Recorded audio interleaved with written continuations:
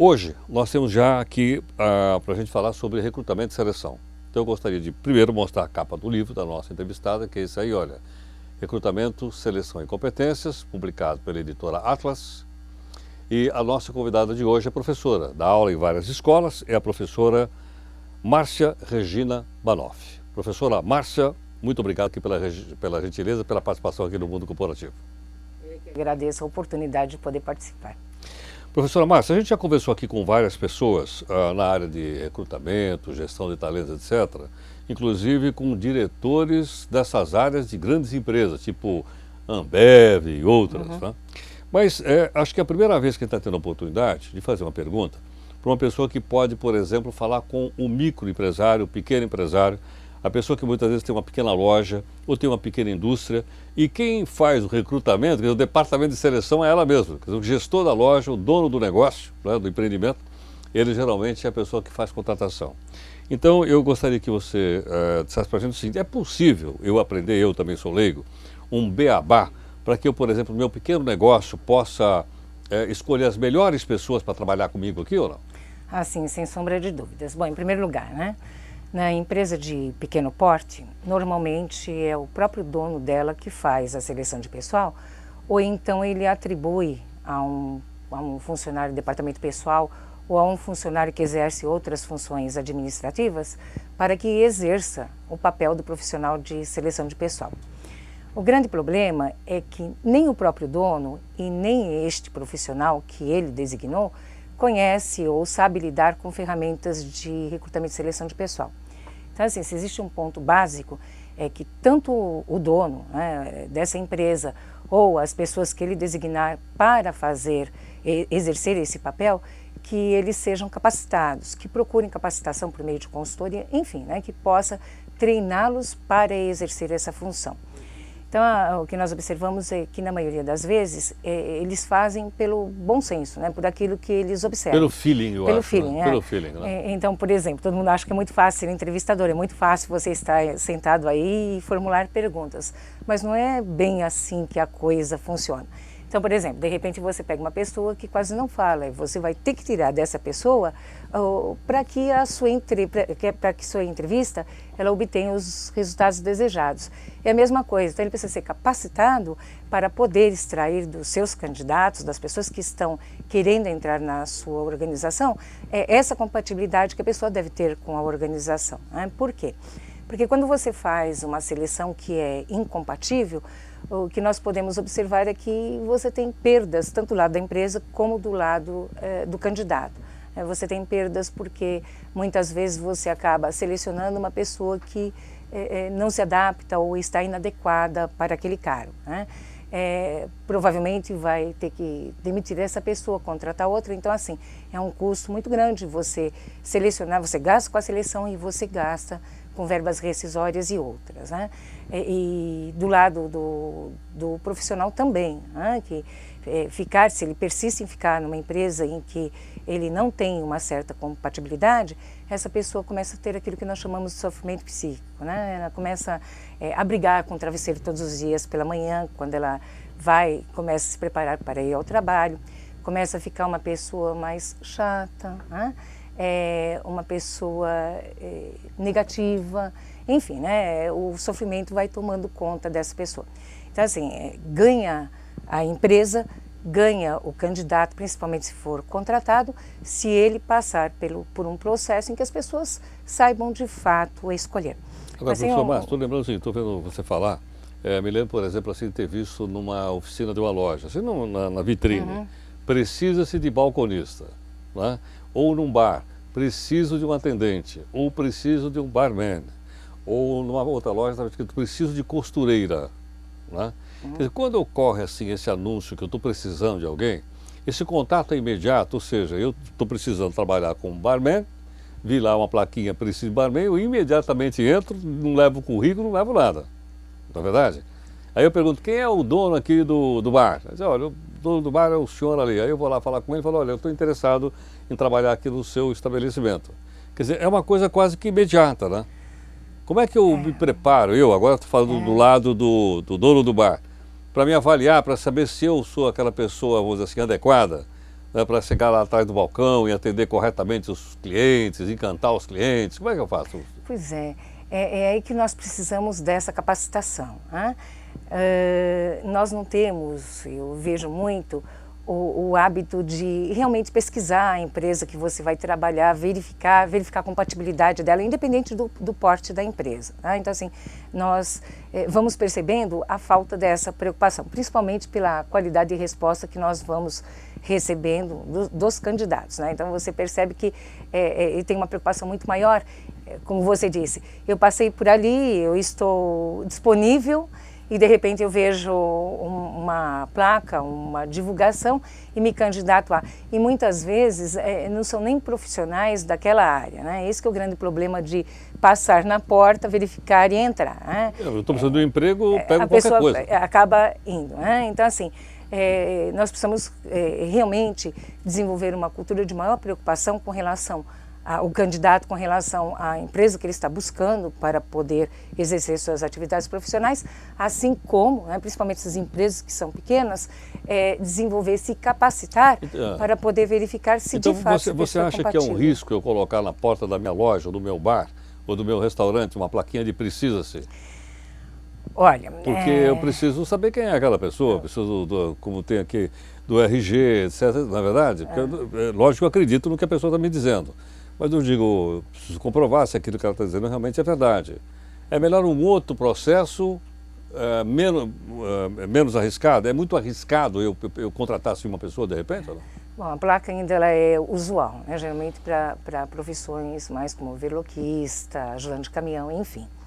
Mas hoje, eu diria que, principalmente para profissionais, né, de nível médio, enfim, hoje a tendência realmente é o networking, né? São as indicações. Por que as indicações? Porque hoje você vai percebendo que o que diz no currículo não garante que aquele candidato ele conheça ou traga toda aquela experiência que ali está documentada. Ou ele é portador do diploma, o diploma é uma coisa necessária, mas eu não posso garantir, né, que mesmo que ele seja portador do diploma, que ele tenha os conhecimentos necessários para utilizar, para poder realmente desempenhar com êxito aquele seu cargo. Então, quando você tem uma indicação, e hoje o networking ele tem uma diferença gritante entre a indicação de mau gosto, né? Indicação de mau gosto é aquela, olha, o meu sobrinho está desempregado, você tem uma vaga na sua empresa que você possa encaixá-lo? Não é isso que eu me refiro, mas eu me refiro àquelas indicações pelo conhecimento das competências que os candidatos trazem, né? Então, assim, eu indico alguém porque realmente eu conheço as competências dessa pessoa. Agora, quem é que faz essa indicação? Quem é que faz esse, vamos dizer assim, um atestado de competência? É um outro comerciante? É um consultor? Pode ser qualquer pessoa. E como você falou, para contratar meu filho, eu vou fazer as melhores referências dele. Olha, o cara sim, é ótimo. Chega lá e não é. Não resta dúvidas, mas não é essa. Essa é a indicação de mau gosto, né? Quando você trata realmente com networking, você indica pelas competências que você conhece daquela pessoa. Tá? Então, assim, quem faz essas indicações? Elas são feitas geralmente por quem está dentro do próprio ramo de atividades, né, do próprio negócio, ou muitas vezes elas são feitas pelos próprios funcionários da empresa, né, que indicam alguém com quem já trabalharam e que obtiveram bons resultados. Por exemplo, né, eu fiz muitas pesquisas em empresas de contabilidade, né, empresas de contabilidade pequeno, médio, porte, enfim. E certa vez eu estava entrevistando uma senhora, ela era a dona daquele escritório de contabilidade. Então ela me disse que ela estava precisando de uma pessoa para poder fazer balanços. Ela disse assim para mim, olha aqui a minha mesa. Eu deveria ter mais ou menos uns 15, 20 currículos. Ela disse assim, eu tenho esses 20 currículos de 20 pessoas que eu desconheço por completo, que provavelmente estão dizendo exatamente aquilo que eu estou precisando. Mas ontem eu estive com um colega, também dono de uma outra empresa de contabilidade, e ele me disse que tinha uma pessoa ótima para indicar que conhecia muito bem balanços. Ela me disse, você acha que eu vou ler todos esses currículos? né? Com certeza ela não vai ler todos esses currículos. A indicação então pesou mais do que o currículo? Sim, por quê? Porque ele vai indicar quem? Ele vai indicar alguém que ele conhece essa competência que é necessária, né? Ele conhece alguém que realmente saiba. E nós vamos também reparando o crescimento do networking como meio de recrutamento, porque hoje muitas empresas estão criando a cultura do networking, né? O que é a cultura do networking? Quando ela tem uma vaga, em geral as empresas grandes, primeiro elas divulgam para o seu público interno. Se ela não preenche com o seu público interno, muitas consultam os seus próprios funcionários para saber se eles têm alguém para poder indicar essa vaga. Agora, o que é a cultura do networking? Esse funcionário sabe que se ele indicar e a pessoa for contratada, vai na ficha dela, que ela fez tal indicação, e vai na ficha do contratado, que ele foi indicado. Vai na ficha dos dois, então? Sim, claro. Mas de qualquer forma eu fico corresponsável por aquela pessoa que eu indiquei ou não? Nós seríamos corresponsáveis e não só por isso, para que a gente consiga eliminar exatamente essas indicações de mau gosto, né? Você indica simplesmente porque a pessoa ela está disponível no mercado. Não é isso que nós queremos. Nós queremos aquelas indicações em que as pessoas, quem está indicando, realmente conheça as competências da pessoa que está indicando, para gerar esse compromisso. Márcia, suponha o seguinte, então, numa pequena empresa, tem lá 10 funcionários, eu preciso contratar mais um, aí eu falo, olha gente, nós temos uma vaga aqui, se vocês souberem de pessoas que estão interessadas, que vocês conhecem, gostaria que vocês passassem o nome para mim. Aí eles me passam 5 nomes, aí eu tenho que fazer a seleção. Sim, não resta dúvidas, você vai selecionar. Mas o que eu estou querendo pontuar é que, enquanto meio de divulgação, hoje você tem uma qualidade melhor das indicações em função dessa cultura de networking que está nascendo. Mesmo para empresas de pequeno porte, nós estamos observando que quando a indicação é uma indicação séria, uma indicação pelos conhecimentos das competências que as pessoas possuem, você tem um resultado melhor. Então, por exemplo, eu que já trabalho há muitos anos nessa área, no passado, qualquer indicação nós vimos, não com bons olhos, as indicações. Mas com o passar do tempo, e eu digo assim, principalmente quando eu trabalhei muito como profissional de informática, era assim, impressionante como alguém, um profissional de informática indicava outro, e você via que, embora ele passasse pelo processo seletivo, ele realmente tinha as competências que você desejava. Assim, pelo menos do ponto de vista técnico. Então ficava para a seleção de pessoal realmente averiguar se havia uma compatibilidade com a cultura daquela organização. Mas começamos a perceber o melhor resultado desse tipo de indicação. E fica a teu critério, fica para você mesmo fazer a seleção de pessoal, que é onde nós precisamos capacitar essas pessoas. Márcia, uma explicação aqui de ordem técnica, Paulo Rodolfo está me passando, dizendo o seguinte, que importância tem a foto na elaboração do currículo? Quem procura emprego deve ou não colocar a foto para a primeira avaliação do entrevistador? Olha, você acha que a foto chega a impressionar favoravelmente ou desfavoravelmente? Mando fazer um Photoshop e dar direitinho na minha foto para aparecer bem lá na foto? Pois é, né? Hoje nós contamos com uma série de recursos, inclusive depois até gostaria de falar do vídeo currículo, mas do ponto de vista prático. Isso. A foto para mim nunca fez diferença. Por quê? Certa vez eu recebi um currículo com foto e fui 2, 3 vezes à recepção, tinha várias pessoas na recepção tal.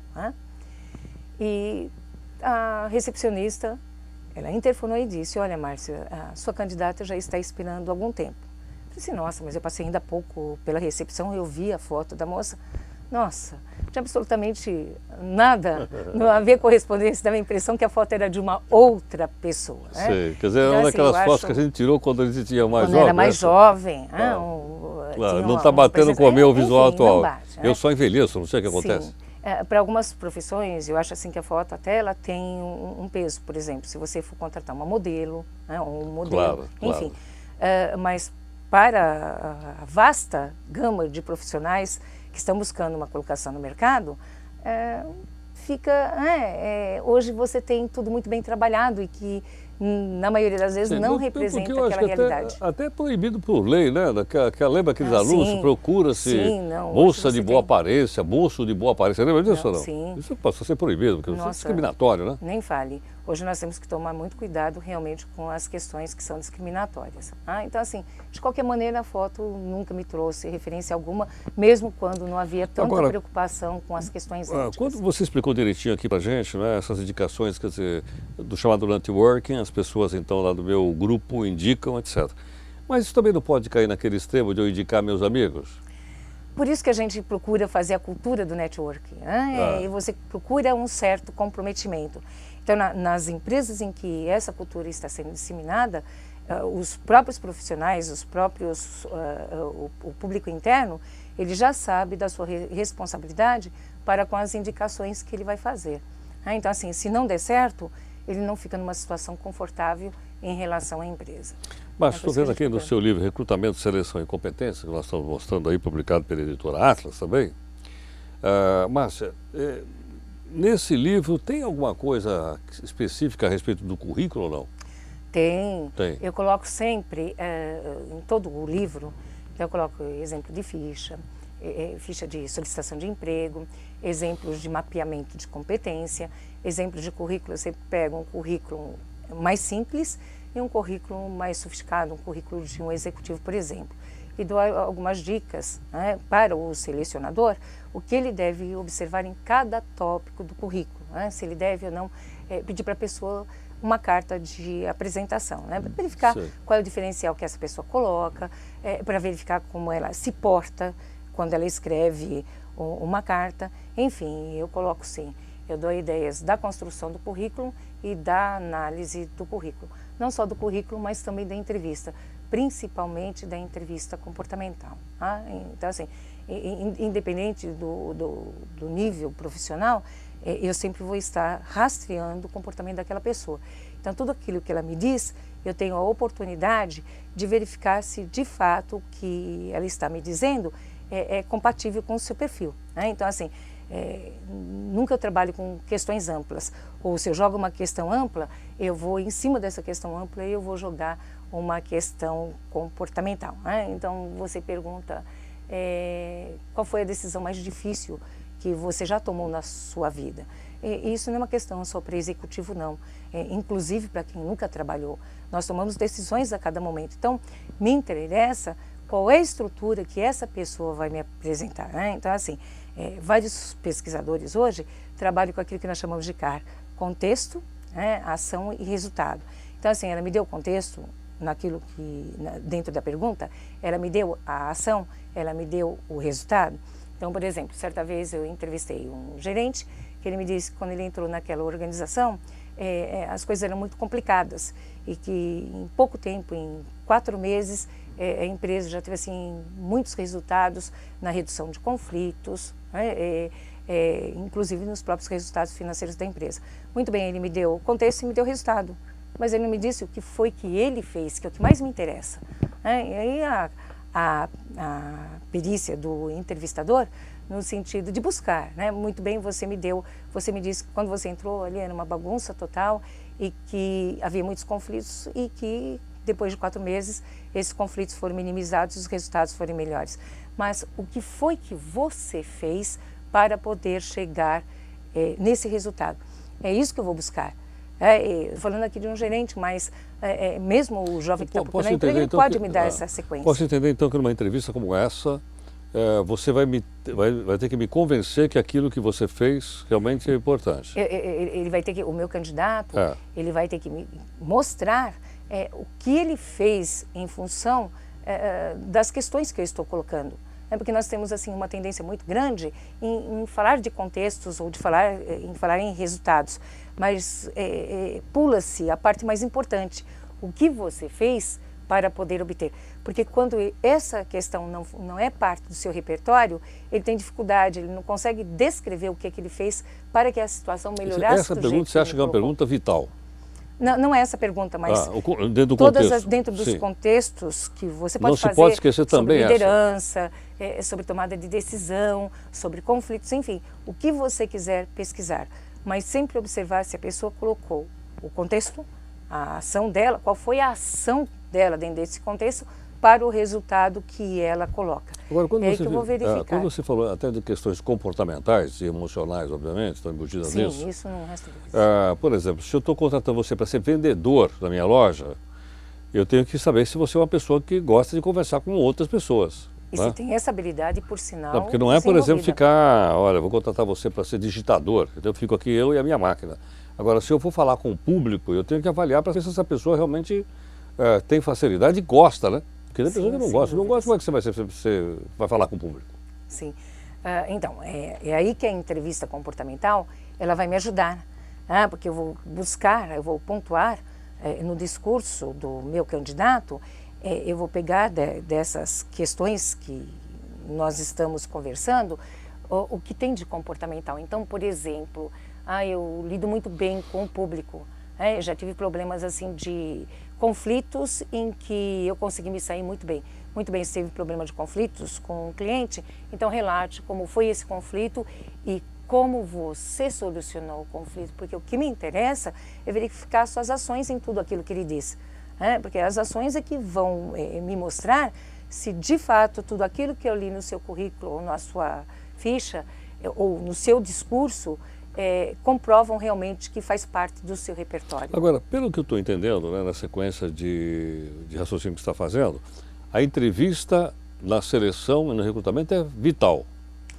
É mais importante, é mais importante que o currículo ou não? Não, eu acho assim, na seleção de pessoal você tem um conjunto de instrumentos que vão te dar uma visão do candidato. Então você tem a análise de currículo, você tem a aplicação de testes ou de provas práticas, né? Então eu digo assim que mesmo que você tenha uma pequena empresa, 3 instrumentos você tem que utilizar para verificar se eles mostram o mesmo padrão, que é o currículo, a entrevista e a prova prática. Sem sombra de dúvidas, é essencial. Eu acho assim que hoje nós desenvolvemos mais habilidade de se relacionar. Como assim uma prova prática? Me dá um exemplo. Por exemplo, você vai contratar um digitador, peça para que ele digite um texto. Você está contratando uma pessoa para fazer balanço, dê a ela alguns dados para que ela faça o balanço. Você está contratando uma pessoa para atender no balcão, então peça que ela faça o atendimento daquela senhora que acabou de entrar. Eu vou verificar se ela realmente porta esta habilidade. Então, assim, são vários os instrumentos que você tem para selecionar. A entrevista ainda é o mais utilizado. Então, assim, teste psicológico só pode aplicar se a pessoa for, de fato, um psicólogo organizacional. Senão ela não vai poder aplicar o teste. Mas esses 3, ou a dinâmica de grupo, é necessário que a pessoa tenha habilidade em aplicar a dinâmica de grupo. Mas esses 3 instrumentos, principalmente para empresas de pequeno porte, que não dispõem, nem é viável para ela dispor de um departamento de recrutamento e seleção, se ela contrata 5, 10 profissionais durante um ano, não tem nem cabimento ela manter um departamento específico para isso. É muito caro para ela. Agora, então, que ela saiba usar esses 3 instrumentos que vão lhe dar maior probabilidade de conseguir contratar uma pessoa adequada para aquela função que ela tem aberto. Márcia, então, se eu, por exemplo, abro para pessoas mandarem seu currículo, faço entrevista, conversei com 5 pessoas, vou escolher uma só. O que eu falo para as outras 4? Olha, é muito elegante, né, que você faça as suas 5 entrevistas, peça que a pessoa guarde o contato, né, você liga diretamente para a pessoa que você contratou dizendo que a vaga é dela, mas é de muita elegância retornar aos demais candidatos e dizer que agradecer por ter participado do seu processo seletivo. Quer dizer, em vez de eu esperar ela me ligar para saber se ela foi ou não aprovada no emprego, é melhor eu tomar a iniciativa e dizer, olha, infelizmente não foi dessa vez e tal, agradeço a sua gentileza, a participação, numa próxima oportunidade. Eu tomo a iniciativa de falar com essa pessoa, sem sombra de dúvidas. Você acha melhor assim? Eu acho, claro, você melhora 3 imagens, a da tua empresa, né, a do processo seletivo e a do próprio selecionador. Por exemplo, eu acho que tenho uma boa referência, que a cada semestre eu tenho de 350 a 400 alunos. E uma das coisas que os alunos reclamam muito quando você fala de processo seletivo é que eles participam de processos seletivos e ficam sem saber se eles foram aprovados ou não. Então eu acho assim que é uma questão ética e uma questão de elegância mesmo, em que você melhora a imagem da empresa, melhora a imagem do selecionador e melhora a imagem da seleção de pessoal. Essa imagem, principalmente da seleção de pessoal, muito desgastada em função do quê? Em função daqueles, principalmente dos entrevistadores ou de quem aplica dinâmica, que muitas vezes não são capacitados e acabam gerando queixas, né, assim, que acabam comprometendo a imagem da própria seleção de pessoal. Então, assim, pequenos detalhes melhoram muito, não só a imagem da seleção, como da empresa. É interessante a gente entrar em detalhes, por que a pessoa não foi escolhida, ou por que ele e não eu? O que eu respondo numa situação dessa? Olha, por que escolheu ele e não eu? E aí? No geral, nós acabamos colocando que alguém mais, que estava mais compatível, né, tinha uma compatibilidade maior com aquele cargo e com a organização, foi o escolhido. Mas eu acho assim que o que é importante para o candidato é ele perceber que a seleção de pessoal é um momento de aprendizagem, né? Então, assim, as dificuldades que ele teve, as questões que ele tropeçou, as respostas que ele tropeçou, ou então não soube responder, enfim. É importante que ele extraia o máximo dessa experiência. Por quê?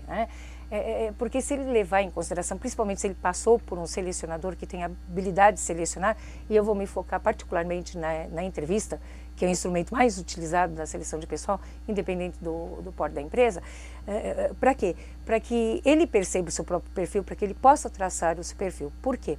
Porque quando eu tenho clareza do meu perfil, eu tenho clareza das contribuições que vou dar para a organização. E mais ainda, eu valorizo a minha atuação profissional, eu valorizo o meu cargo.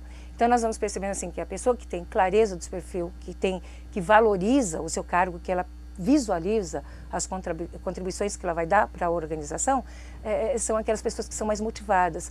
Mais motivadas por quê? Porque ela valoriza aquilo que ela faz. Eu relato aqui no meu livro um caso simples de uma candidata a digitadora, né? Então, eu perguntei a ela como ela contribuía para a organização. Ela me respondeu, puxa, mas que contribuições uma digitadora pode dar? E eu comecei a voltar a questão para ela. Você digita o quê? Eu digito contratos. O que acontece se você digitar uma data errada, por exemplo, uma data de entrega? Isso é um problema enorme, porque nós temos prazo e em cima do prazo tem multa.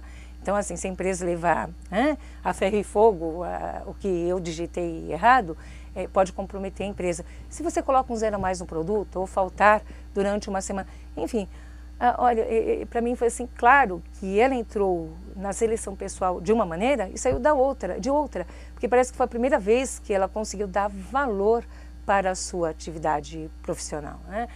Então, assim, nós buscamos muito, pelo menos assim, quando nós temos experiência em selecionar, não somente buscar o profissional, mas você contribui muito para que a pessoa possa perceber o seu próprio perfil. É um aprendizado também. Sim, então. não resta dúvidas. Eu acho que é um momento de aprendizado muito importante e que faz muitas pessoas reverem o seu perfil. Então, por exemplo, eu dou muitas palestras sobre entrevista de trabalho, né? E eu vou percebendo assim, eu sempre pontuo, escolho meia dúzia de questões que estão aí no mercado, não no sentido de fazer com que a pessoa que está ouvindo, ela burle o entrevistador. Pelo contrário, não é esse o meu objetivo. Mas o meu objetivo é que ela perceba qual é o seu perfil. Mesmo porque se eu tento burlar, olha, uma coisa é você se policiar uma semana ou duas, mas será que vale a pena você se policiar 1 ano, 2 anos, o tempo que você vai ficar naquela organização? Não vale a pena, né? Então, assim, rever o seu perfil e verificar dentro desse perfil o que é que eu posso melhorar e o que eu posso, de fato, estar contribuindo e que contribuições eu vou receber dessa empresa também. Márcia, a última perguntinha muito rápida aqui. Vale vídeo currículo? Então, né, assim, quando eu escrevi o livro, eu procurei pesquisar bastante sobre a questão do vídeo currículo, né? Então a gente vai assim observando que hoje os selecionadores eles ainda têm assim uma certa resistência ao vídeo currículo, né? Mas eu acho assim que é uma tendência muito grande no mercado principalmente porque hoje você não tem mais a modalidade da seleção da entrevista única e exclusivamente presencial. Hoje você tem já a seleção virtual, principalmente no que diz respeito à contratação de teletrabalhadores. Não somente teletrabalhadores, mas outros profissionais também. Então, de repente, tem uma empresa aqui em São Paulo, tem um candidato muito interessante em Curitiba, né? E, de repente, eu não preciso mais fazer a minha entrevista presencialmente. Eu posso fazer via internet, né? Claro. E ainda por 2 meios. Eu posso fazer por teclado, né? Pelo bate-papo, ou eu posso fazer por webcam e microfone. Né? Então, assim, é uma tendência crescente, sem sombra de dúvidas, porque cresce também. E é bom para os dois lados, você também não precisa ir lá, né? Oi? Você não precisa ir lá na empresa. Não, mesmo porque, principalmente, se a atividade profissional não carece da presença física daquela pessoa dentro da organização. Então, hoje nós temos muitas atividades que não precisam mais, por exemplo, telemarketing, eu posso fazer não somente pela internet, mas eu posso fazer entrevista via telefone, por sinal mais viável, já que esta é a ferramenta profissional do trabalhador. Então, assim, hoje você tem outros meios que não mais o tradicional e na entrevista ou na própria aplicação de teste de que ele seja presencial. E esse crescimento que nós estamos vendo do teletrabalho. Então, assim, o vídeo currículo, eu acho que vai crescer cada vez mais. Né? Então, temos que quebrar essa resistência. Embora muitas vezes a pessoa seja preparada pela empresa, né? Que hoje eu percebo assim que muitas pessoas mandam vídeo currículo, mas é aquele vídeo caseiro. Mas muitas empresas já fornecem uma coisa mais profissional. Onde o selecionador ele é mais resistente, porque eu não sei se aquela pessoa foi preparada, inúmeros ensaios. Ou tinha um teleprompter aí lendo ali na frente, não é? Mas... Nós só temos que providenciar um teleprompter com as perguntas aqui para mim, não é? Para eu ir lendo as perguntinhas lá, não só aqui no computador. Assim, eu acho que cresce muito, sim, e principalmente outra coisa que eu também gosto de pontuar é essa preocupação com o crescimento do teletrabalho, trabalho à distância. Né? Então, assim, os cuidados na seleção do teletrabalhador, algumas características que são mais específicas desse tipo de trabalhador, que é a questão da autodisciplina, por exemplo, né? Você ser uma pessoa muito bem disciplinada, ele precisa ter um histórico de comprometimento. Então, assim, alguns detalhes que você tem que levar em consideração ao buscar por esse tipo de profissional. Por isso que o vídeo currículo, eu acho que parte desse contexto todo, ele vai crescer muito nesses próximos anos, sim. Tá certo. Márcia, muito obrigado aqui pela gentileza, pela participação conosco aqui no Mundo Corporativo. Muito obrigado. A professora Márcia Regina Banoff, autora desse livro que você está vendo aí, Recrutamento, Seleção e Competência, publicado aqui pela editora Atlas. Bom, Márcia, obrigado então pela gentileza. Eu é que agradeço a oportunidade também. Obrigado. Obrigada.